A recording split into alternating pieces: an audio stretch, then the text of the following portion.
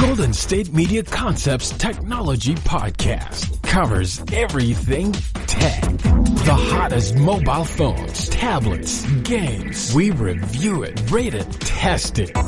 Whether you're Microsoft or Apple, Android or iPhone, we'll give it to you black and white.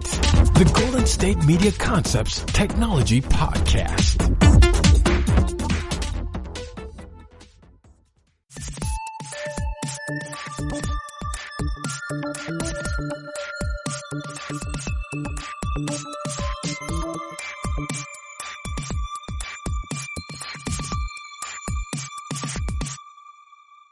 Thank you for tuning into the GSMC Technology News Podcast brought to you by the GSMC Podcast Network. I am your host, Ben Felix.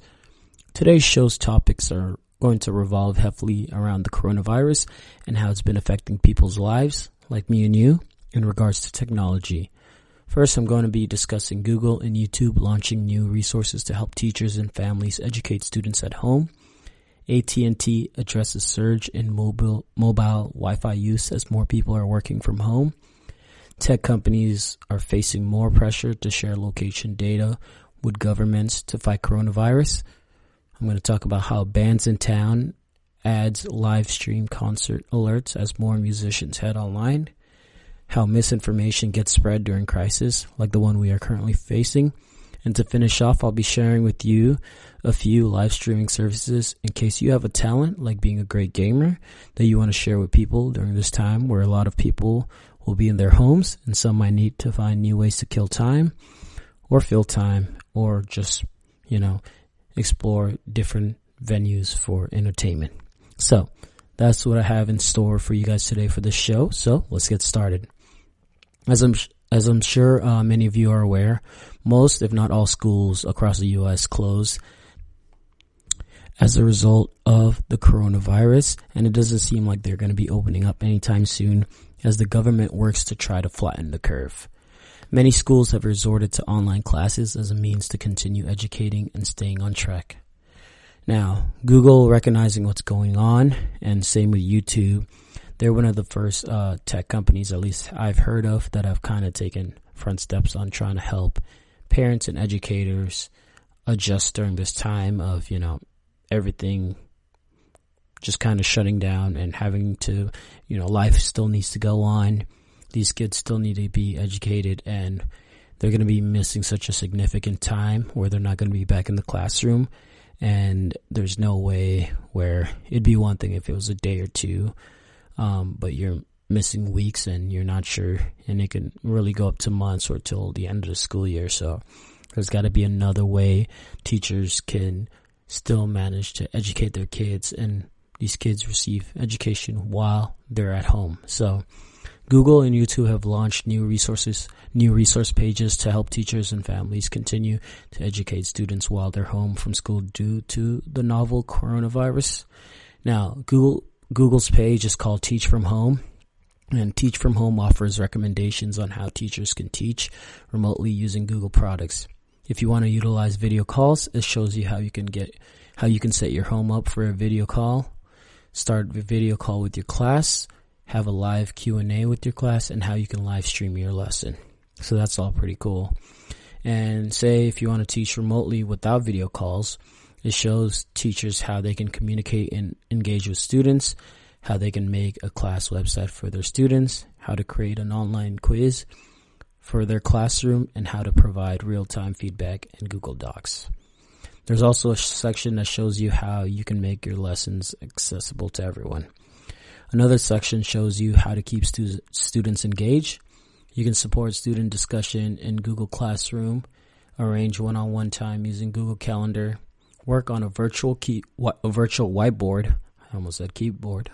You can work on a virtual whiteboard, and teachers can keep in touch with parents and guardians using guardian notifications in Google Classroom to provide regular email summaries.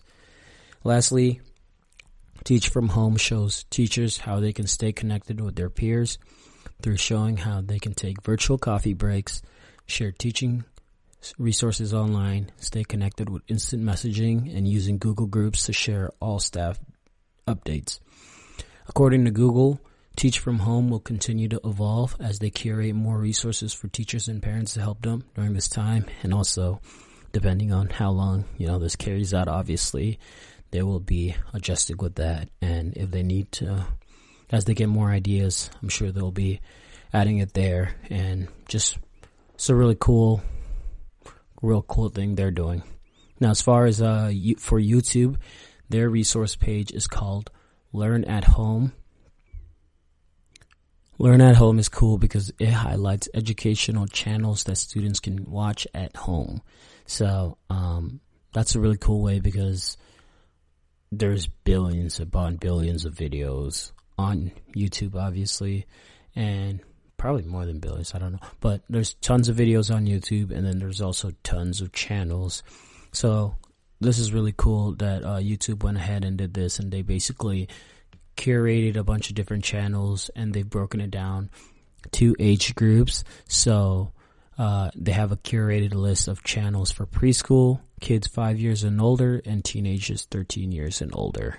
So it's really great to see these tech companies being proactive, trying to help out families and educators during this tough time for our country, and just taking these steps ahead of time, really innovating ways. I know, and for many students, I'm sure it's a weird adjustment at this time.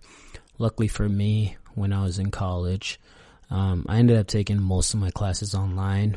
I started at a community college and then transferred to a 4-year college, but the 4-year college I transferred to, it was in an area that was an hour away from where I lived, and I really didn't at the time. I was working where I'm living currently, and I enjoyed the job I was working, so I didn't want to quit the job. So I was able to find the degree I wanted to get. I was able to do it fully online, so I ended up going to that college, but I was just doing it online. So it worked out really well for me, and I was able to fit it into my schedule. And with taking online classes, the biggest thing is just really staying consistent on it, making sure you're always checking your emails, your notifications, and but if you're able to stay on the top of it, it really is a smooth trend, or it's a great way to learn. It lets you be able to, make your own schedule, go on your own pace, and I really enjoyed that part about it. But you really do have to become very disciplined about it. And obviously with the difficulties of it, this isn't something like these teachers had time, like months to roll out. This is something that came out of nowhere, and they're just kind of going on the fly. And so I actually have a couple friends that are teachers that I'm intrigued how it's going to be playing out for them. So I'll probably reach out to them, talk to them to see how they're kind of adjusting to all this, how they're utilizing technology in this time to maybe continue teaching. And if I get some good feedback, maybe follow up on the story a little bit later.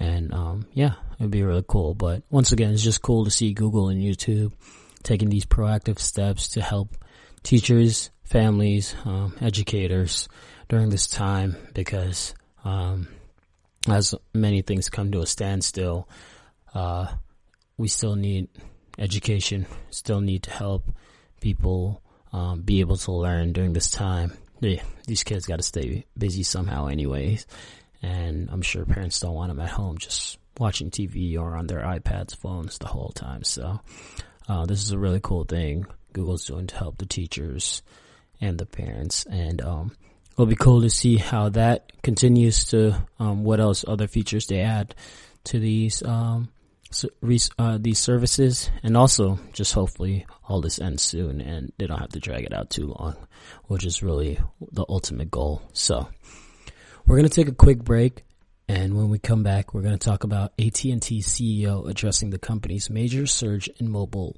Wi-Fi usage. So sit tight, we'll be right back. Do you work in the world of marketing and advertising? Are you a media buyer or the owner of an agency? Have you been looking for a podcast to help stay on top of all the goings on of those worlds?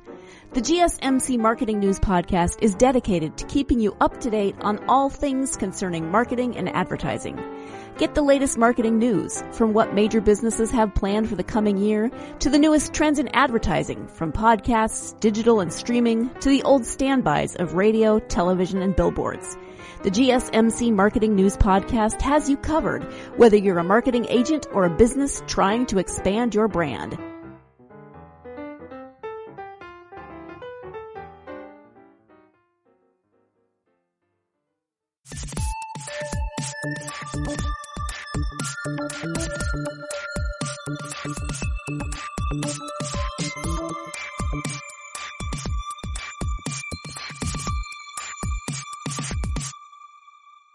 Welcome back. Now, last segment, we talked about how Google and YouTube have launched new services to help teachers and parents educate students at home.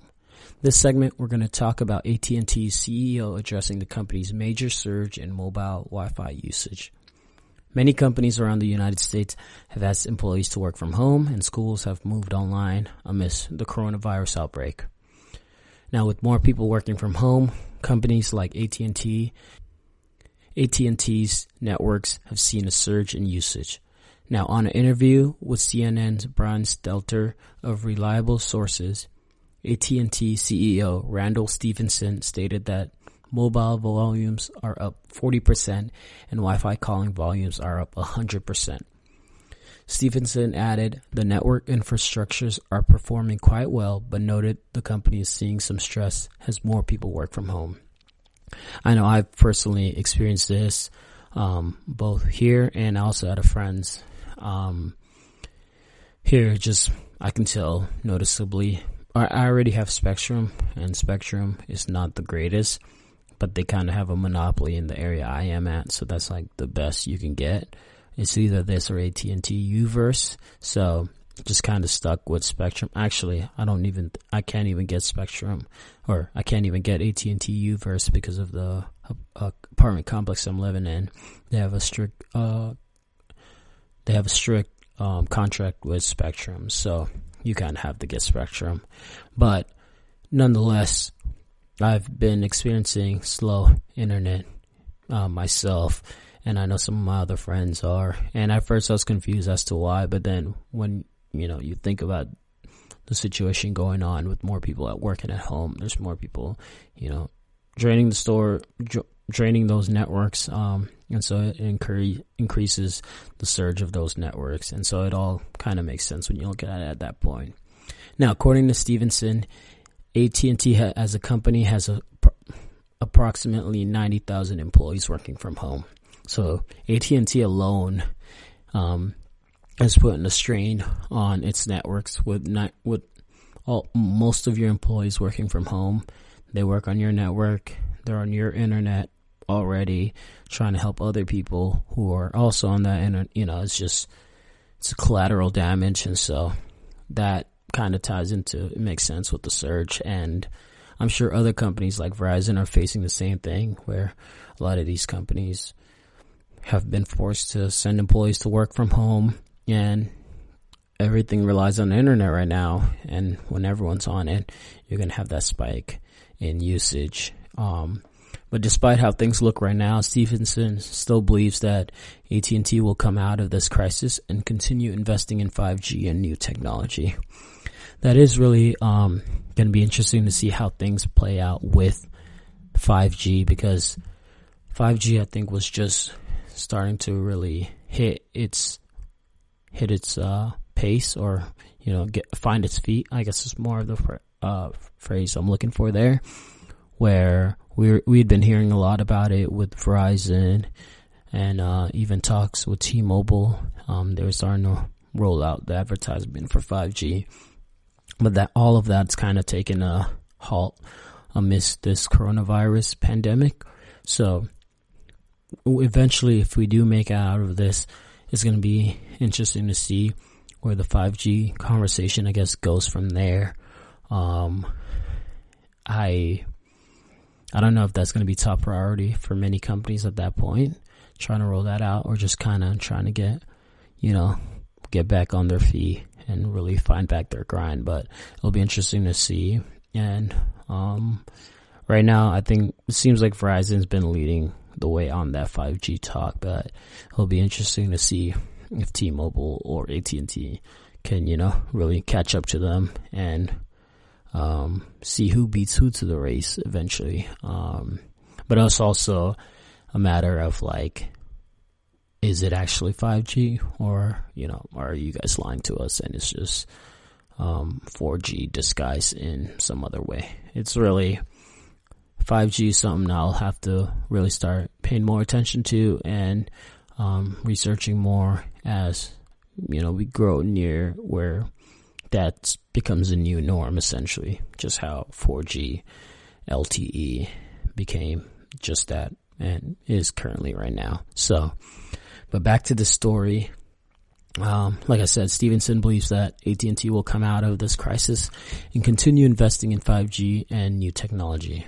Now, when Stevenson was asked about what happens when things start to return to normal, Stevenson said, I think it's going to cause every business to evaluate how we do business.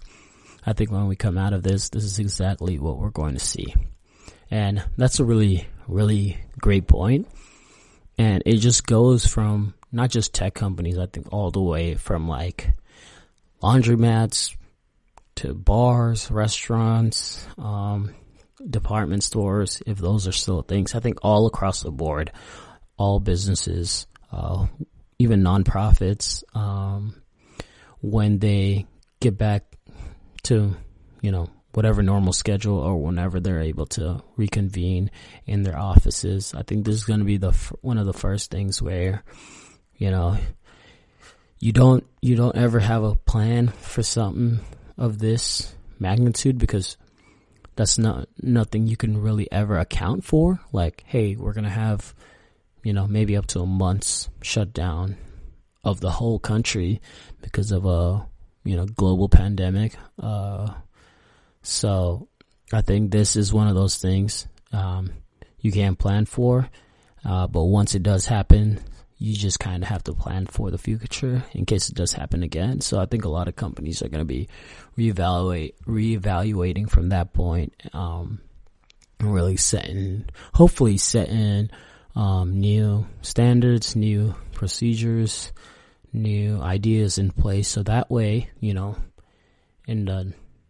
case, by the wildest chances, hopefully not, but in case something like this does happen again, we'll be better prepared for it because we sure as heck were not this time around, and we saw how it played out. But this is just one of those situations you gotta live and learn through it, and be more prepared next time, and so that way we could minimize the damage.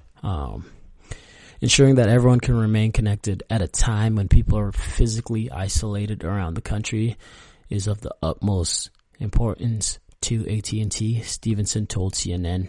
He pointed to AT&T's earlier decision to suspend data caps for broadband internet customers, customers of AT&T's home internet broadband service, which is not to be confused with the customers who have an AT&T mobile data plan. So that's just if you have the internet service at your home, like if you have it bundled with cable or whatever else.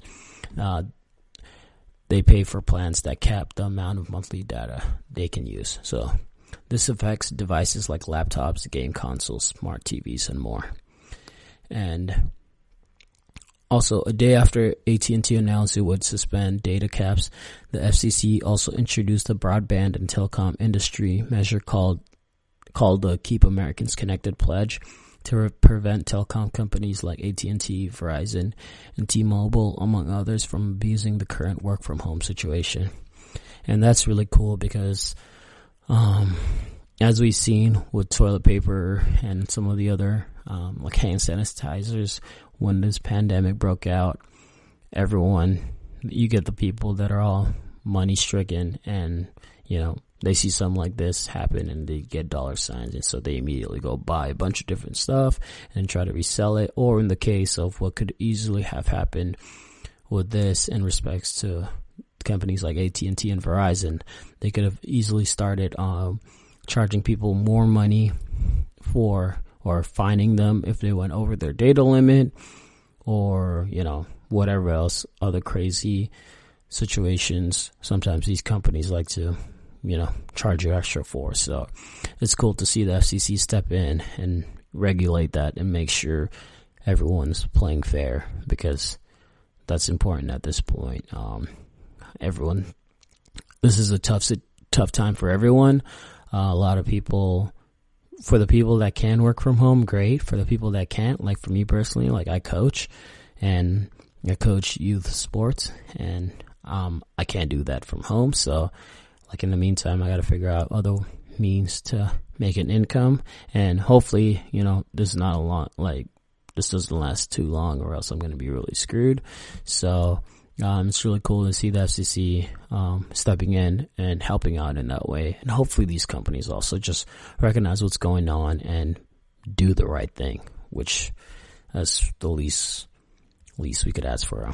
So, and to kind of finish it off, one of the last quotes from the interview, Stevenson said, "We're looking at this as a time of war."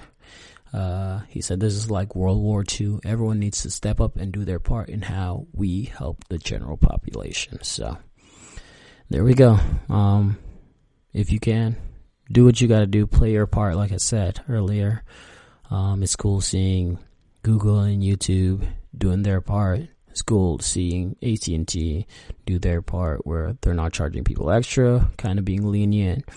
And even more with other companies like electrical companies are being lenient with people as they're trying to pay their bills and all that. So we're going to take another break, and when we return, we're going to discuss tech companies potentially facing more pressure to share location services with the government as a means to combat the coronavirus. So sit tight, and we'll be right back.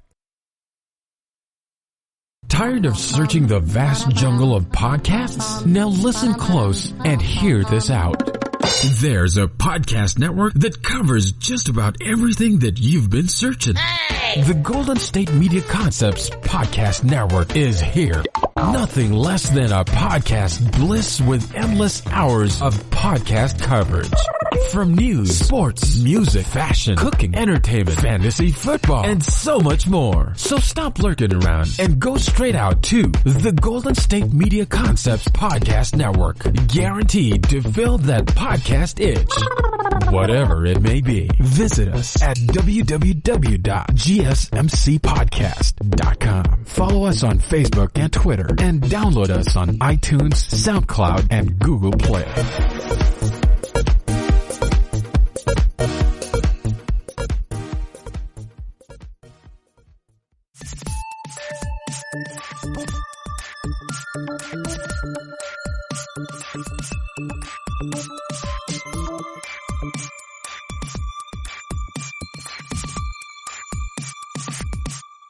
Welcome back to the GSMC Technology News Podcast. Last segment, we talked about AT&T's CEO addressing the recent surge the company's network is experiencing as a result of more people working from home because of the coronavirus. In this segment, we're going to discuss tech companies potentially facing more pressure to share location services with the government as a means to combat the coronavirus.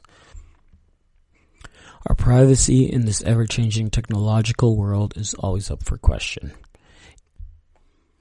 Every week, it seems like I'm talking about a topic that revolves around privacy. Everything, as I'm researching a lot of the topics, I'm reading through them and I'm just like, yep, we're screwed. It's just like a running kind of joke at this point, but it really is just as technology keeps furthering, advancing, our privacy becomes more and more in question.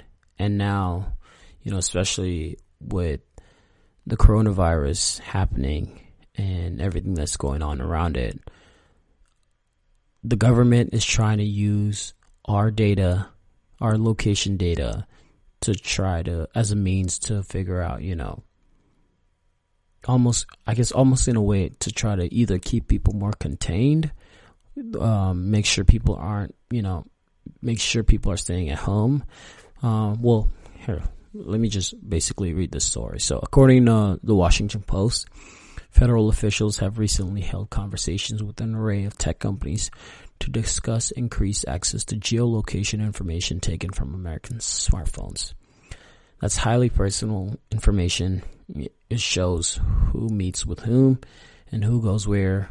And officials say they need the data to map the spread of the disease and determine if people are self-quarantining, and that it will be kept anonymous, quote unquote, kept anonymous and aggregated to protect privacy. Which, I mean, we all know that's kind of BS, because it just, there's no like, okay, you say that, but why should we trust you? But still, we should all be concerned about how that data could be used once the current pandemic has passed. It's like, okay, I get it. I understand y'all. It might be helpful for y'all during this period of time, but it's like, once this pandemic is over, what happens with that data? Are you guys going to erase it? And then is that? So, nonetheless, we should all be concerned about how that data could be used once all this is over. If the U.S. were to do this also, if they were to, like, if the federal government were able to get our geolocation from these tech companies, we'd be following in the footsteps of Israel, which recently became the latest country to consider deploying counter-terrorism tools and techniques to monitor people who may have the coronavirus. So, Israeli's government officials, they claim these methods are necessary for the good of the public. The Israeli High Court of Justice has pushed back, saying the Knesset, it's Knesset. I don't know if the K is silent or not, but it says that thing, which is the Israel legislative body, must have oversight of this program established by Tuesday, or any surveillance will be frozen. South Korea similarly has embraced surveillance to fight the disease, tracking recent identified patients' credit transactions, phone registrations, and CCTV camera appearances to map their movements. So that's a lot of data they're using to track who's where and if certain people don't need to be out. But, like, I mean, I understand wanting to track me and stuff like that. It's one thing to be tracking my phone to see where I am. It's another thing to be tracking payments I'm making, because it's like, you're tracking payments? Okay, that means there's a possibility that my credit card information is saved on some data, and, like, what's to make me believe that that data is going to be kept safe? Nothing. Absolutely nothing would make me feel like, oh, you know what? There's no risk of that. So that's just kind of eerie. And it's normal for people to demand more government oversight during the pandemic, when the impact of others' decisions have an outsized and in some cases fatal impact on our lives and those of our loved ones. But, while the shift toward favoring government intervention may be natural during the pandemic, we should still be very wary of just what behaviors we normalize. This not being one of those. And besides just South Korea and Israel, usually when we see this type of behavior, it's primarily been countries with authoritarian regimes who have rushed to embrace privacy infringing technology during these types of pandemics. So countries like China, countries like North Korea, those type of countries like Russia. So, for U.S. being a democratic country, or at least as we say so, we should not be following the steps of countries like China and Russia, and rushing in to really infringe on people's privacy through technology. It's just not okay. It's just not okay. And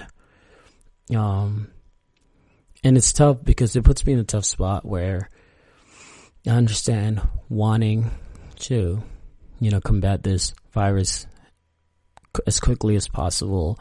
And as we've been seeing in the news, like, just all last week, where videos coming out of Miami where you have a bunch of college students that are on spring break, all on the beach. The beaches are crowded. There's people there, thousands of people, and it's just like, it's a cesspool where this disease could easily be spreading through.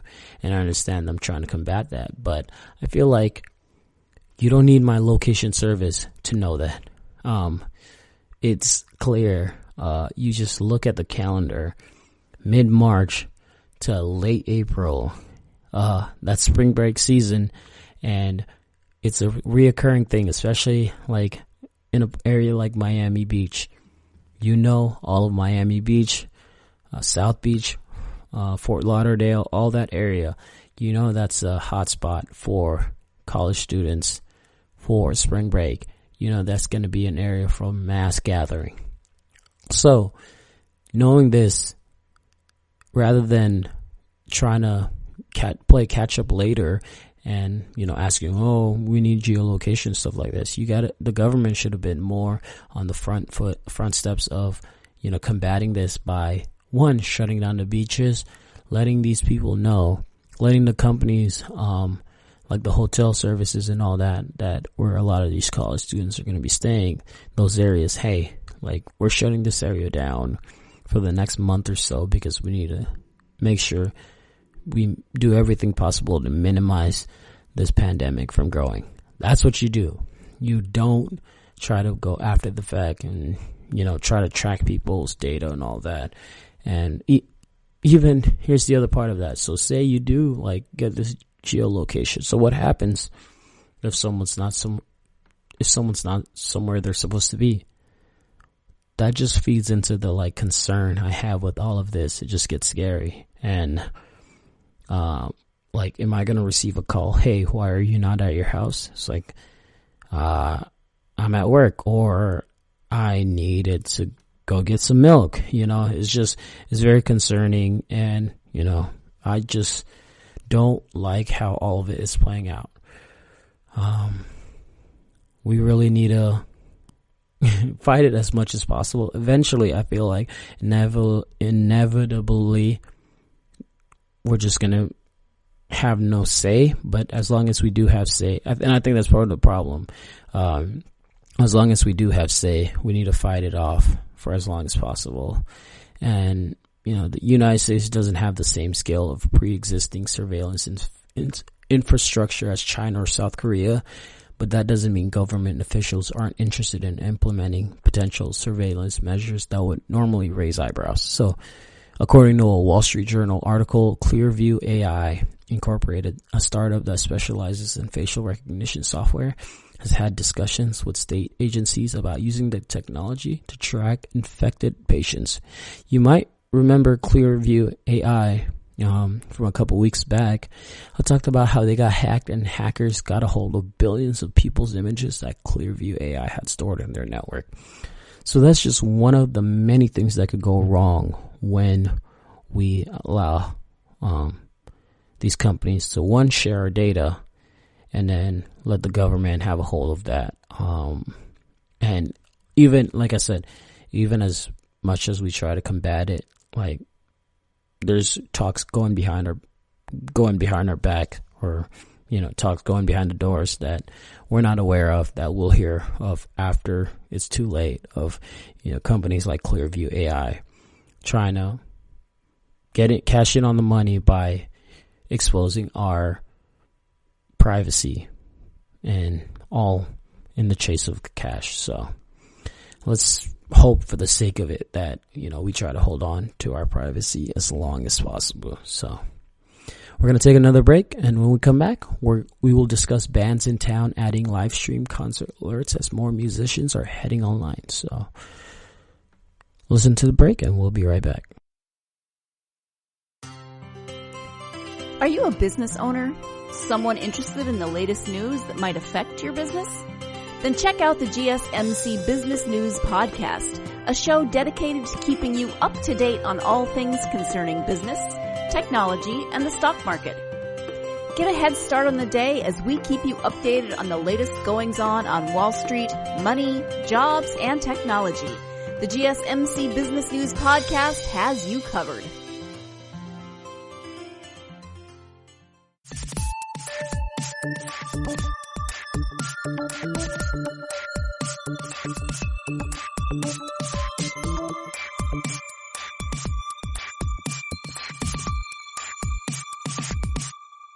Welcome back, everybody. Last segment, we discussed tech companies potentially facing more pressure to share location services with the government as a means to combat the coronavirus, and why they should not do so and hold off as long as possible, because it's just a terrible idea. But in this segment, we're going to talk about how Bandsintown and other companies are adding live stream concert alerts as more musicians are heading online during this time of quarantine. So, this coronavirus pandemic has affected everyone in some sort of way, some more than others. I know I've personally been affected by it. Like I mentioned earlier, I coach youth sports, and coaching youth sports is not something you can, just work from home with. You got to physically be there. It's a lot of exercising, running, playing soccer, playing various other sports, football, blah, blah, blah. So you can't do that from home. So during this time, it's been it's still early for me, but for many others, like in the restaurant industry and so on and so forth, we're just kind of, keeping our ears alerted and just hoping that this doesn't last longer than hopefully like the next week or so, or else money's going to become a huge issue. And we're seeing government talk about maybe stipends and all this other stuff. But other people that are going to be affected among all this are musicians. Musicians are one of the groups that stood out from the beginning that this virus would affect their work. And I know immediately when you think of that, it may be easy for you to write it off because it's like, oh, they already have money and stuff like that. But musicians is such a wide range, because you can't really think of like the Cardi B's or, the Nicki Minaj's, Beyonce's. I don't know why I'm naming all these female singers, but, you don't think of all these big time artists that have already made it. You also have to consider the ones that are small, indie, still on the come up. For many of those artists, they make most of their money through touring. And so with everything shutting down and the government discouraging gatherings of 10 and more, musicians aren't able to tour, perform, or anything of that matter. And we don't know how long that'll be the case. But despite all that, a lot of musicians are making the best of the situation by hosting online concerts through platforms like Instagram Live. And it's really cool. I caught on to all that just the past couple of days. And even like today, I was just earlier watching Questlove. Questlove was doing like a live DJ set through his Instagram Live, and I watched like a half hour of that. And it was just really cool. And it's great. It's much needed. It's a way for people to connect right now during this time of isolation. And it's also, I think, cool for artists to be able to showcase their talent. And through all this, someone will be able to maybe discover Questlove or other artists through this, as they're finding, they're looking for different ways to keep themselves occupied. But nonetheless, as a way to help these musicians out, Bandsintown is launching a new feature to support them. The concert notification services can now push out a watch live notification when musicians are live streaming shows. So these notifications will appear on Bandsintown along with Facebook pages, Instagram stories, and other places that surface Bandsintown's listings. So that's really cool. And Twitch, which is a live streaming service and we'll talk more about later, is increasingly becoming a popular place for indie musicians to make money amid the pandemic. With touring essentials at a standstill, many are looking to online platforms in order to try and recoup lost funds from shows. And many of them are, like I said, going to Twitch, and which is really cool. Additionally, Bandsintown has launched its own Twitch channel, with all proceeds going to the Music Cares COVID-19 Relief Fund. The first show features South African DJ Black Coffee and is streamed at 1 p.m., I believe, either yesterday or the day before. So Bandsintown says it's starting the channel both to connect artists with fans while many are stuck at home and to help raise more funds for music cares through Twitch. Now, there's a variety of ways users can support streamers on Twitch. Users can subscribe to channels or tip small amounts, and Amazon Prime members are able to subscribe to one channel per month for free. So, I personally am a huge music fan, and I, recognize during this time, like, what's going on. I recognize all the aspects, like different people that are being affected. I've worked a variety of jobs, so I get it all over the place. Like, I've bartended for a while, and I still kind of bartend on and off. So I know, when all this was going on, all these restaurants and bars were closing down, I really felt where it was coming from as far as the side of bartenders. And so even on the same aspect when, thinking of with the musicians, this is going to be a really tough time for them. For those smaller indie ones, the ones that, this is what they love. This is what they're doing. This is what they're meant to do. And, at this point, they're not sure what the future looks like ahead for them, but it's cool to see these companies like Bandsintown stepping up and helping them out, and seeing them also recognizing that despite in this time, there's still other means to really try to make it through.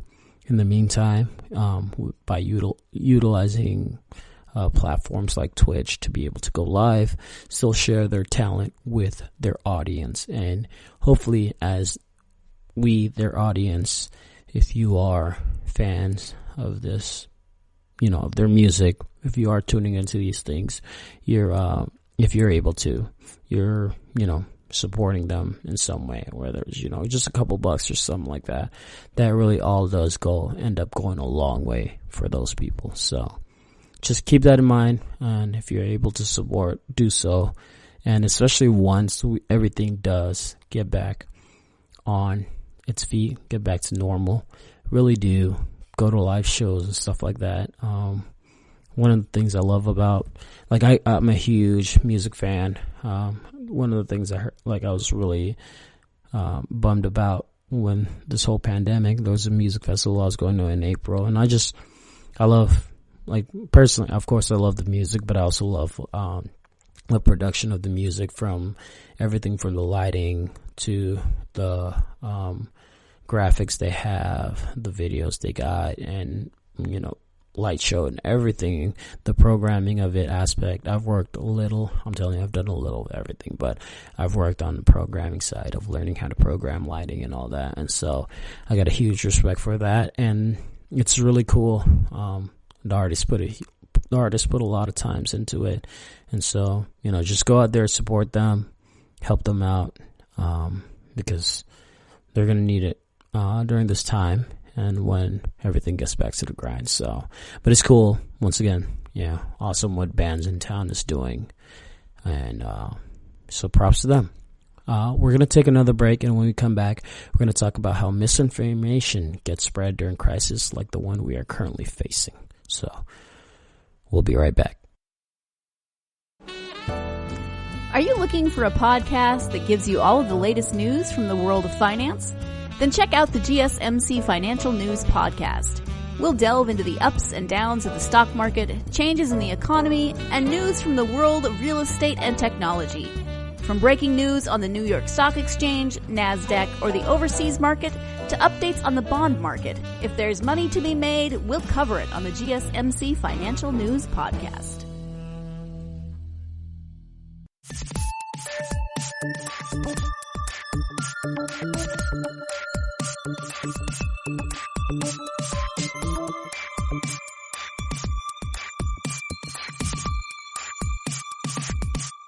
Welcome back to the GSMC Technology News Podcast. Now, last segment, we discussed how Bandsintown and other companies are adding live stream concert alerts as more musicians are heading online during this time of quarantine. In this segment, we're going to talk about how misinformation gets spread during crisis like the one we are currently facing. So when a global nationwide crisis like the current one we are in occurs, there's always misinformation about the cause and progression of the disease. It doesn't, some of the stuff I was hearing around the coronavirus is like, it doesn't affect young people. It's like a typical flu. You know, the flu kills more people annually. Pharma companies are in on this. Oh, this is nothing. This is not a big deal. This is more serious overseas. Like, we're okay here in America. This is all getting blown out of proportion, blah, blah, blah. And like the list just goes on.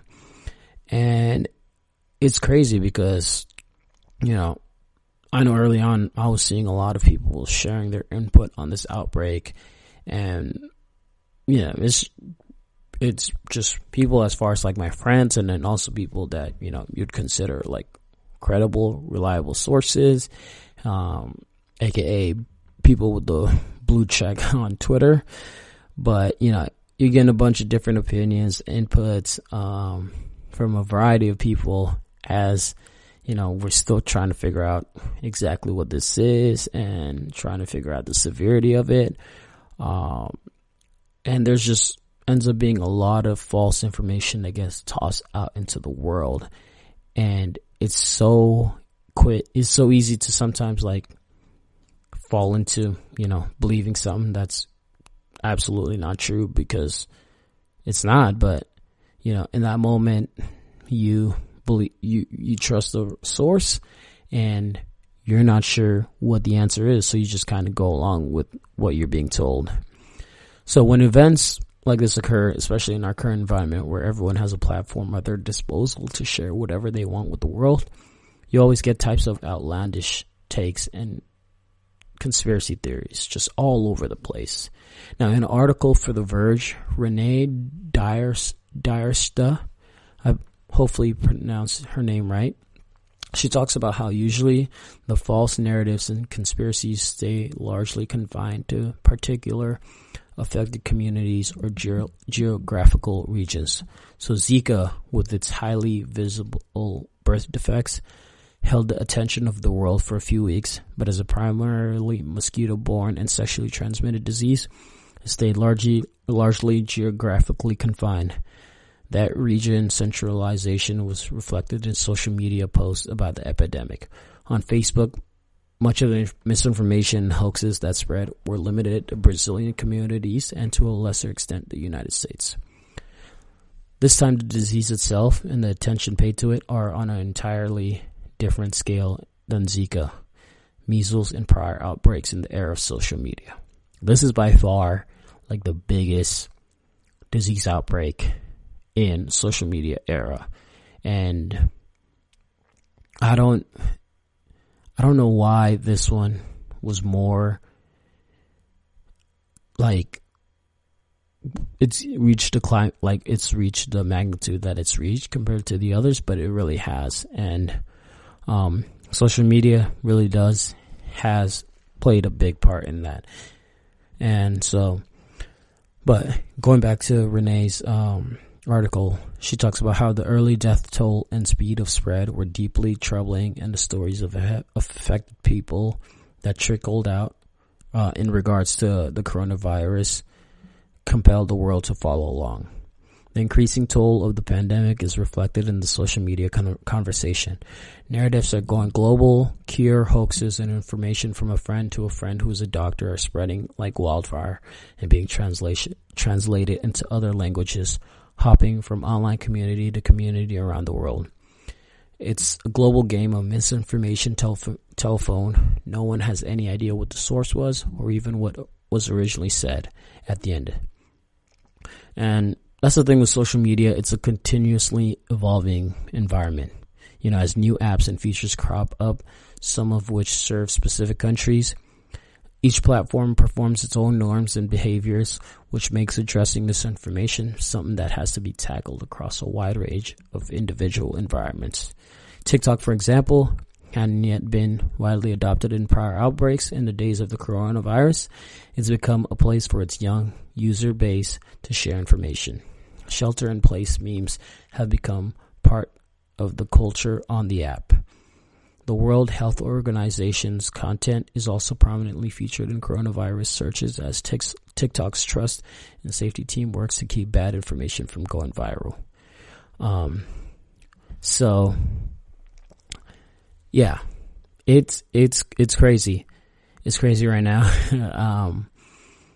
A lot of these tech companies are just kind of figuring it out as they go, and it seems like every week is something different where they get tossed with, and they just kind of have to, figure it out as they go. And you kind of feel for them, but at the same time, I think as this trend continues to grow more and more, where, you're just having all sorts of like situations that you can't necessarily account for occur, you just really see that, these tech companies, one, as quickly as their tech is, developing, as they're growing their platform, ever evolving, just like, with iPhones, where, seems like every other month there's a new update for your phone. And the same with Twitter, Facebook, Instagram. Those apps always have new updates to, updates to the newest condition, because they,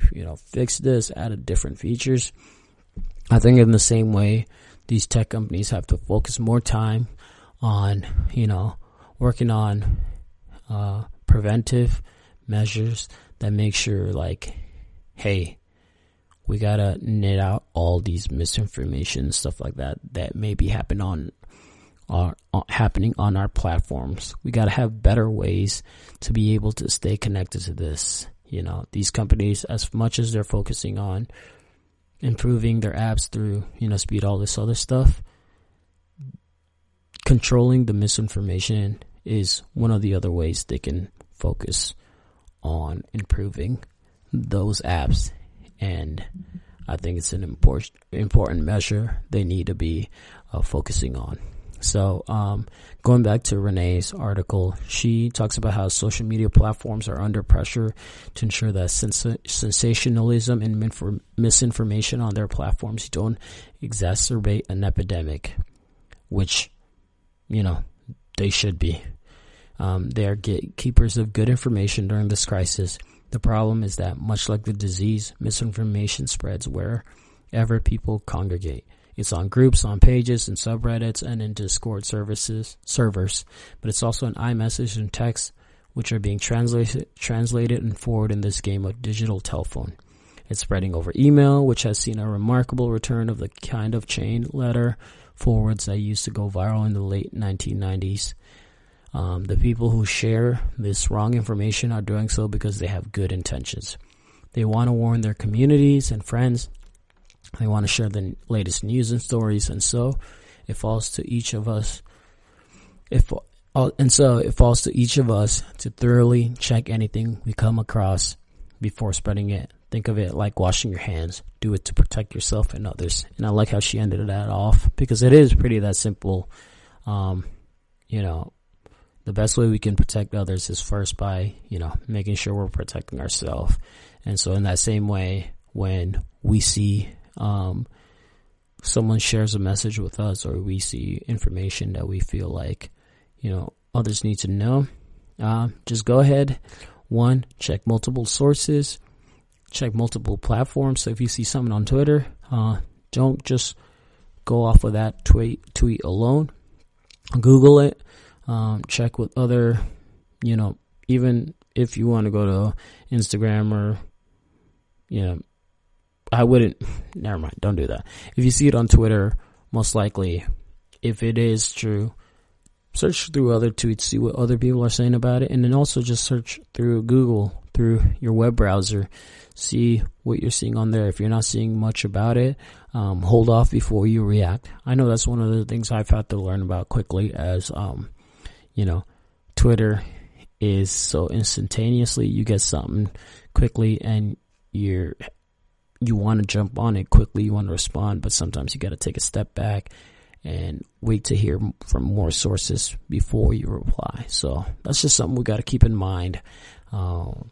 It's important to negate the misinformation during times like this, because a lot of times, it could end up doing more damage than good, as we are seeing, because, it's just the misinformation gets spread, and we're either overreacting or we're not acting quick enough to a pandemic like the one we're currently facing. So just something to keep in mind. Now we're going to take one last break, and in the last segment, I'm going to finish off by sharing with you some of the top streaming services in case you have a talent, like being a great gamer that you want to share with people during this time where a lot of people are just going to be in their homes and some might need to find new ways to kill time. So I'm going to share some different live streaming options that you have that you can utilize to share your talent or just kill time. So we'll be back after the break. The Golden State Media Concepts Travel Podcast, the show that gives you advice on everything travel. We explore places you've always wanted to go, as well as giving tips for traveling in those places. We'll give you advice on the best sites for travel tips, information, and discounts. Join us as we travel the world, explore cultures, and meet new people. The Golden State Media Concepts Travel Podcast has got you covered. Download the GSMC Travel Podcast on iTunes, Stitcher, SoundCloud, Google Play, or anywhere you find podcasts. Just type GSMC in the search bar.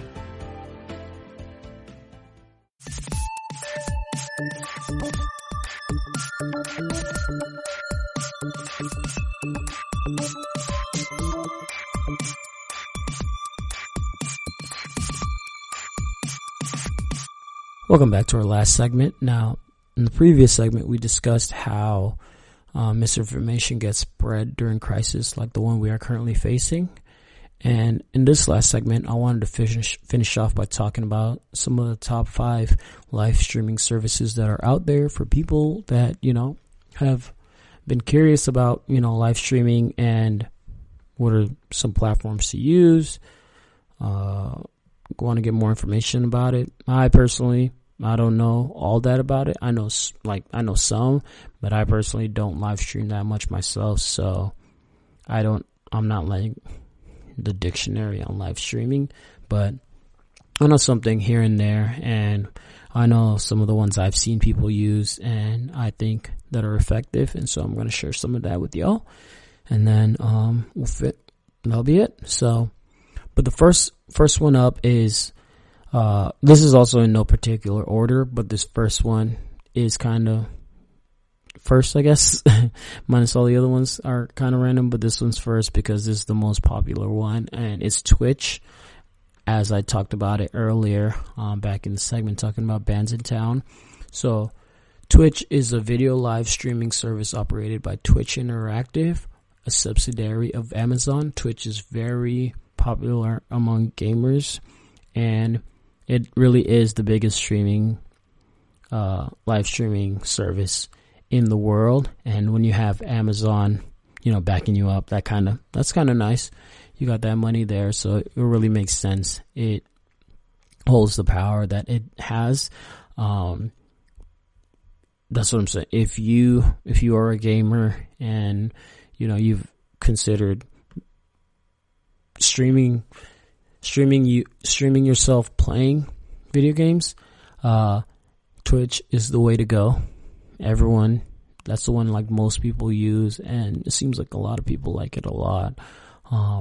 I'm not a huge gamer myself, but every now and then I'll like see a Twitch stream pop up on my Twitter feed, and I'll click on it just to check it out. And it really is a great way where it draws lots of people in. A lot of people enjoy watching other people play video games. I personally like to be the one playing myself, but esports has really grown a lot over the past few years. So if you're into that, or if you yourself like watching other people play, Twitch is a great service for that. So another one is another live streaming service is Instagram Live. So if you're looking for a quick way to connect with people, Instagram Live is great for that. Instagram Live is a feature on Instagram Stories that allows users to stream video to followers and engage with them in real time. when users broadcast live video streams on their accounts, a ring highlights their profile picture in Instagram stories to alert followers that they can view the live stream. So Instagram Live is just really great if you just want to go live quickly, and if you really want to be able to connect with close family, friends, and your followers. That's great. Like I mentioned earlier, I saw Questlove was live streaming a DJ set on his Instagram story. I had read about it, or I had seen tweets about it on Twitter, and so I was just like, let me hop in and check it out. Checked it out, and it was really cool. Watched it for like half an hour, and starting to see more artists and even other people like comedians utilizing Instagram Live during this time, because just like me and you, where we're at home and we can't really leave, it's the same case for them, and so they're just as bored as us, and so to kill time, they're finding other ways to utilize their talent, and Instagram Live is proving to be a great resource for them. And along those terms, another great resource is Facebook Live. Live lets you connect with the people who care most. Your followers can receive notifications when you go live, so they know how to tune into your broadcast at just the right time. So if you're on Facebook more than you are on Instagram, then there you go. Facebook Live is the way for you to go. And I'm sure it carries the same, since Facebook and Instagram are owned the same, I'm sure it's the same technology that runs both. It's just a matter of it's really just a matter if you use Facebook or Instagram more. Now, if you use Twitter more, there is Periscope, and Periscope is a live video streaming app for Android and iOS, which was later bought by Twitter back in 2015. So Periscope is really great. Periscope, I see it all the time on my Twitter feed, because Twitter is the one I use the most. So if you want to be able to, go live streaming on Twitter, use Periscope. It's really great. But nonetheless, those are just some different live streaming options that, if you are looking for different things to do during this time where there's a lot of downtime, I'm sure many of you have, those are cool live streaming options that help you be able to connect with followers or other people in the world, and be able to showcase your talent, or watch other people showcase their talent, or even just be goofy, like many people are taking the time to be right now, which is good, because I think we all need the laughter amidst this time of just, real, going on, and everyone's just kind of done with it, but we don't know how much longer it's going to last, and so in the meantime, we just got to keep spirits up and know that we're going to make it through all this together, as long as, we play our part, making sure we play our part and we take the necessary precautions to help combat all of this. But at the same time, just enjoy your days, make the best of it, find new things to do, learn new stuff. I'm thinking of ordering some tech stuff myself to mess around with during this time. I got an iPad that I got an iPad mini from a friend that I want to learn, I got to do some work on. So just little stuff to try to do, keep yourself busy, and talk to you guys in a couple of days, I guess.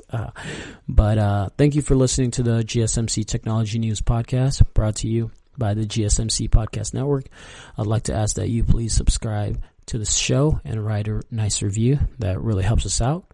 Also, if you can please follow us on Facebook, Twitter, and Instagram, that would be awesome. Thank you guys, and you guys have a great night, or great day, depending on the time you're listening. Talk to you guys later. You've been listening to the Golden State Media Concepts Technology Podcast. part of the Golden State Media Concepts Podcast Network. You can find this show and others like it at www.gsmcpodcast.com. Download our podcast on iTunes, Stitcher, SoundCloud, and Google Play. Just type in GSMC to find all the shows from the Golden State Media Concepts Podcast Network. From movies to music, from sports to entertainment, and even weird news. You can also follow us on Twitter and on Facebook. Thank you, and we hope you have enjoyed today's program.